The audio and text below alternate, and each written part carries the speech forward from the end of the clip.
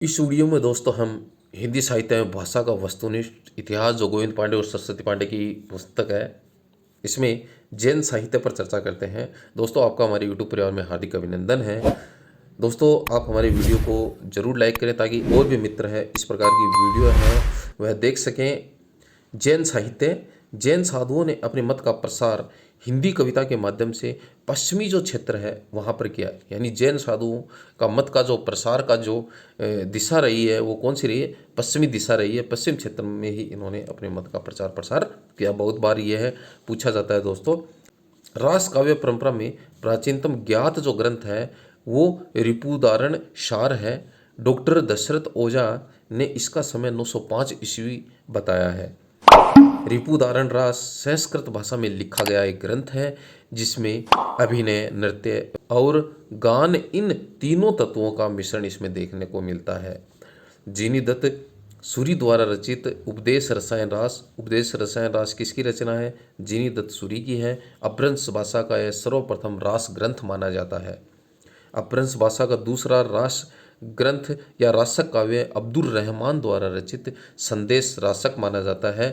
हिंदी का प्रथम ऐतिहासिक रास ग्रंथ पंच पांडव रचित रास है। यह हिंदी का प्रथम ऐतिहासिक रास ग्रंथ माना जाता है। कौन सा? पंच पांडव रचित रास ग्रंथ जो है। पंच पांडव रचित रास के लेखक शालिभद्र सूरी द्वितीय को माना जाता है। इसका रचना काल 1350 ईस्वी था। मुनिजिन विजय, डॉक्टर दशरथ ओझा, डॉक्टर गणपति चंद्र गुप्त ने शालिभद्र सूरी द्वारा रचित भारतेश्वर बाहुबली रास को हिंदी जैन रास परंपरा का आदि काव्य माना है। किसने किसने माना है? विजय ने, डॉक्टर दशरथ ओझा ने, गणपति चंद्र गुप्त ने शालिभद्र सूरी का जो भारतेश्वर बाहुबली रास है इसे हिंदी जैन रास परंपरा का आदि काव्य माना है। डॉक्टर गणपति चंद्र गुप्त ने शालिभद्र सूरी को हिंदी का प्रथम कवि स्वीकार किया है। भारतेश्वर बाहुबली रास की रचना 1184 ईस्वी में हुई तथा इस ग्रंथ में भरतेश्वर तथा बाहुबली का चरित्र चित्रण किया गया है। यह ग्रंथ 205 छंदों में रचित एक सुंदर खंड काव्य है। भारतेश्वर बाहुबली का संपादन मुनिजिन विजय ने किया है। प्रसिद्ध जैन आचार्य देवसेन, जिनकी प्रसिद्ध रचना है श्रावकाचार, डॉक्टर नगेंद्र हिंदी की प्रथम रचना स्वीकार करते हैं। देवसेन ने सन 933 ईस्वी में श्रावकाचार की रचना की थी। श्रावकाचार में 250 दोहों में श्रावक धर्म का प्रतिपादन किया गया है। श्रावकाचार की रचना कब हुई थी? 933 ईस्वी में हुई थी और देवसेन इसकी रचना करने वाले थे। देवसेन के अन्य जो ग्रंथ हैं वह न्यायचक्र, दर्शनसार, भाव संग्रह, आराधनासार तथा तत्वसार और सवैय धम दोहा इनके जो अन्य ग्रंथ हैं देवसेन के। इन ग्रंथों में इनका न्यायचक्र है वो बहुत ही प्रसिद्ध है। किनका? देवसेन का। देवसेन की दो रचनाएं हैं वो प्रसिद्ध हैं, श्रावकाचार और न्यायचक्र। देवसेन ने न्यायचक्र को लघु न्यायचक्र का नाम भी दिया है। देवसेन ने अपने ग्रंथ में जैन धर्म के अनेक संघों की उत्पत्ति लिखी है जिसे इन्होंने जैनाभास का नाम दिया है। बृहदन्यक चक्र की रचना देवसेन के शिष्य माइल धवल ने किया जो देवसेन के नाम से भी प्रसिद्ध हैं। बृहदन्य चक्र का वास्तविक नाम है वो द्रव्य स्वभाव प्रयास यानी द्रव्य स्वभाव प्रकाश है। बहुत बार यह भी पूछा जाता है द्रव्य स्वभाव प्रकाश किसकी? यह है देवसेन के शिष्य माइल धवल की रचना है। पहले यह ग्रंथ दोहाबंद में था किंतु बाद में किसी शुभंकर के कहने से प्राकृत में गाथाबद्ध कर दिया गया। द्रव्य स्वभाव प्रकाश पहले पुरानी हिंदी या अपभ्रंश भाषा में लिखा था। दौ सहाव प्रयास अब प्राकृत भाषा में मिलती है। दौ सहाव प्रयास माइल धवल की रचना है जिसे द्रव्य स्वभाव प्रकाश भी कहा जाता है।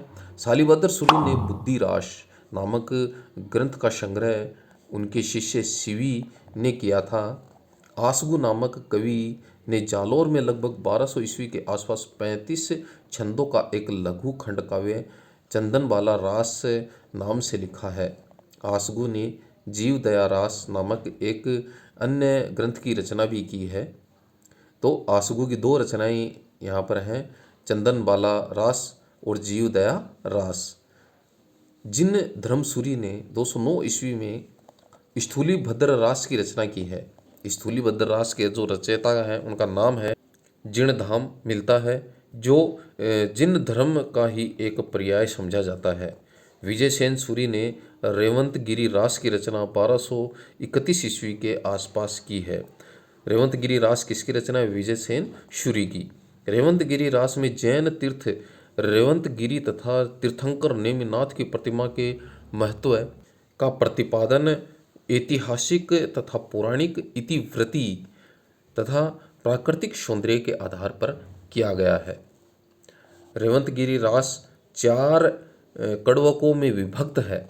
रेवंतगिरी रास की ही भांति कवि पलहण द्वारा रचित आबू रास 1232 ईस्वी में भी जैनियों के प्रसिद्ध स्थान आबू मंदिर का वर्णन किया गया है। इसमें मुनि सुमति गणी ने नेमिनाथ रास में जैन तीर्थंकर नेमिनाथ के चरित्र का वर्णन अत्यंत संक्षेप में किया है।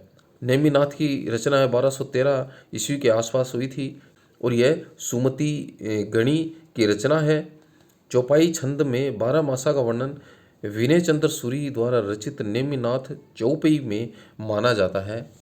विनय चंद्र सूरी की अन्य जो रचनाएं हैं उनमें मल्लीनाथ महाकाव्य, पार्श्वनाथ चरित्र, कल्प निरुक्त, वेशमाला, कहाणे छपे आदि हैं। जैन रास परंपरा के अन्य कवि और उनकी जो काव्य रचनाएं हैं, प्रज्ञा तिलक की रचना है कच्छूली रास 1306 ईस्वी में लिखी गई थी। देलहन गे सुमाल रास 14वीं सदी में लिखी गई थी। सार मूर्ति जिन पद्मशूरी पट्टाभिषेक रास 1333 ईस्वी में। अभयदेव सूरी की रचना है जय तिवण। चंद्रमुखी की रचना है पुराणसार। कन्न कामर मुनि की रचना है करकंड चरिये। कवि नयनदी की रचना है सुदर्शन चरियु। जिन वल्लभ सूरी की रचना है शंखपटक। योग मुनिसार प्रसिद्ध दोहाकार है इनका, योग सार इनकी प्रसिद्ध रचना है। योग सार किसकी प्रसिद्ध रचना है? योग चंद्र मुनि की। जिनी दत्त सूरी की जो प्रसिद्ध रचनाएं हैं उसमें है चाचरी, काल स्वरूप उलक एव एस रसायन, जिसे उपदेश रसायन के नाम से भी जाना जाता है। यह जिनी दत्त सूरी की प्रसिद्ध रचनाएं हैं।